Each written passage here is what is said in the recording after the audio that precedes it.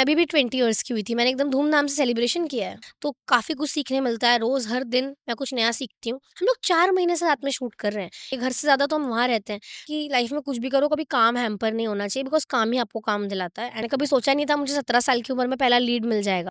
Hello, this is me Niharika Chauksi and you watching me on viral Bollywood. Hi hello friends. तो कैसे हो आप सब लोग। मैं हूं पवन सकट और फिर से आप सभी का एक बार वायरल बॉलीवुड में बहुत बहुत स्वागत करता हूं। दोस्तों, रिसेंटली लॉन्च हो चुका है तुमसे तुम तक ये शो का, और आज मैं बात करने जा रहा हूं, थोड़े से गपशप लगाते हैं। आइए निहारिका चौकसी से। निहारिका जी, बहुत बहुत स्वागत है आपका, और बहुत ही खूबसूरत लग रही है इस आउटफिट में। यस, फाइनली तुमसे तुम तक की अनाउंसमेंट हो चुकी है, शो लॉन्चिंग हो चुका है। शरद केलकर साहब भी आए थे और उन्होंने भी बहुत कुछ बातें इस शो के बारे में बताई। क्या कहना रहेगा, क्या ऐसा नयापन है इस शो में जो ऑडियंस को ऑथेंटिक लगेगा और जो ऑडियंस इंजॉय करेंगे अपने घर पे देखते वक्त। तो आज शो का ऑफिशियल लॉन्च हुआ है आप सबके सामने और 7 जुलाई से हमारा शो ऑन एयर हो जाएगा। तो मैं बहुत ज़्यादा एक्साइटेड हूँ और हमारा शो बहुत ज़्यादा प्यारा है। वो आप जब देखोगे तो आई एम श्योर आपको इस शो के हर एक कैरेक्टर से, अन्नू और आर्या से, हम दोनों की केमिस्ट्री से और हर चीज़ जो इस शो में है वो सबसे प्यार हो जाएगा बिकॉज़ इतना ब्यूटीफुली हमने इस शो को बनाया है, इतनी प्यारी स्टोरी है, इतने प्यारे कैरेक्टर्स हैं, आपने देखा कितनी प्यारी कास्टिंग है। तो I am just looking forward to it. इतनी बड़ी सीजन कास्टिंग है, जैसे कि शरद केलकर साहब जो मराठी के पॉपुलर अभिनेता है, वंदना पाठक जी है, एंड आप भी है। तो किस तरीके जो जो सब लोगों का काम करने का तरीका, ऑब्वियसली सब लोग एक्सपीरियंस भी है, सब लोगों के काम करने के साथ किस तरीके का अनुभव आपका रहा है। तो मेरे लिए तो बहुत अच्छी बात है कि इतना अर्ली टाइम अपने करियर में मैं इतने बड़े दिग्गज एक्टर्स के साथ काम कर रही हूँ। शरद सर, वंदना मैम, सोमा जी, समीर जी, सब ने इतने-इतने साल दिए हैं अपने इस क्राफ्ट को जितनी मेरी उम्र भी नहीं है। तो काफ़ी कुछ सीखने मिलता है, रोज़ हर दिन मैं कुछ नया सीखती हूँ और एज़ एन एक्टर इससे अच्छा कुछ नहीं हो सकता कि आप काम भी कर रहे हो, आप एक शो भी कर रहे हो एज़ अ लीड और आप सीख भी रहे हो। मतलब 3 इन 1 चीज़ें हो रही है मेरे साथ। क्या बात है! आपने कहा अपने अर्ली एज में, तो थोड़ा-सा if you don't mind can you reveal about your age? सबको पता है मैं अभी भी 20 इयर्स की हुई थी, मैंने एकदम धूमधाम से सेलिब्रेशन किया है। क्या बात है!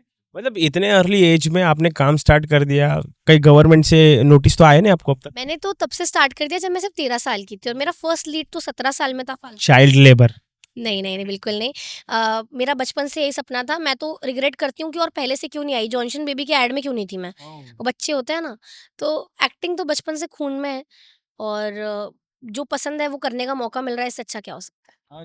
किस तरीके का ये पेयर दिखने वाला है लोगों को, शरद केलकर साहब के आपके साथ किस तरीके की केमिस्ट्री दिखने वाली है? थोड़े से उसके बारे में बताएँ। केमिस्ट्री तो बहुत प्यारी है, देख सकते हो आप और शो देखने के बाद आपको और भी ज़्यादा प्यारी लगेगी क्योंकि है ही इतना प्यारी। हमने सीन शूट करे हैं, प्रॉपर ओल्ड स्कूल रोमांस है, पुचका खाते हुए प्यार है, चाय पीते हुए प्यार है, आँखों-आँखों वाला प्यार है जो आजकल जनरेशन में नहीं देखने मिलता। तो आप शो में देखो, कुछ नया देखने मिलेगा और आप अपने ओल्ड डेज़ में वापस चले जाओगे। सेट पर मस्ती वगैरह हुई थी जो आपको कुछ याद है, थोड़ा-सा बता पाएँगे आप लोग? रोज़ मस्ती करते हैं हम, हमारा जो बैंटर होता है ना, मेरा, शरद सर, नासिर सर और डॉली, जब हम लोग ऑफ़िस का सीन शूट करें या मैं जब अपने मम्मी-पापा के साथ घर का सीन शूट करूँ, हम लोग 4 महीने से साथ में शूट कर रहे हैं। एक अलग ही बॉन्डिंग हो गई है, घर से ज़्यादा तो हम वहाँ रहते हैं। तो हर रोज़ कुछ ना कुछ नया होता है, रोज़ मस्ती करते हैं। कब शूटिंग हो जाती है पता ही नहीं चलता। एज़ अ न्यूली एक्टर या फिर अर्ली स्टेज में आपने एक्टिंग की शुरुआत की है। ऑब्वियसली 2 बड़े एस्टैब्लिश्ड एक्टर आपके साथ हैं, वंदना मैम है, शरद केलकर साहब हैं। बहुत सारी चीज़ें हम जब वो सिखाते सीखते तो रहते ही है, बट उसके साथ-साथ जो चीज़ें वो सिखाते नहीं, तभी भी हम उनको ऑब्ज़र्व करते सीखते रहते हैं। ऐसी कुछ चीज़ें हैं जो आपने ऑब्ज़र्व करते सीखा, या फिर उनके टाइमिंग हो, कुछ भी हो? मैं बहुत कुछ ऑब्ज़र्व करके सीख रही हूँ। मतलब मैंने वंदना मैम के साथ तो अभी तक कोई सीन नहीं किया। आज मैं उनसे पहली बार मिली, she is super sweet. But Sharad sir से मैंने ये सीखा है कि आप कितनी भी ऊँचाई पर पहुँच जाओ, you have to stay grounded और उनका जो नेचर है उसी वज़ह से वो सबके चहीते हैं सेट पे। एंड आई फ़ील ये मैं उनसे सीख रही हूँ कि जब टच वुड मैं भी बहुत काम कर लूँ, तो मैं भी ऐसे ही रह पाऊँ कि मैं अपने साथ कुछ कैरी करके ना लाऊँ। उनके अंदर कोई स्टारडम वो कैरी नहीं करते।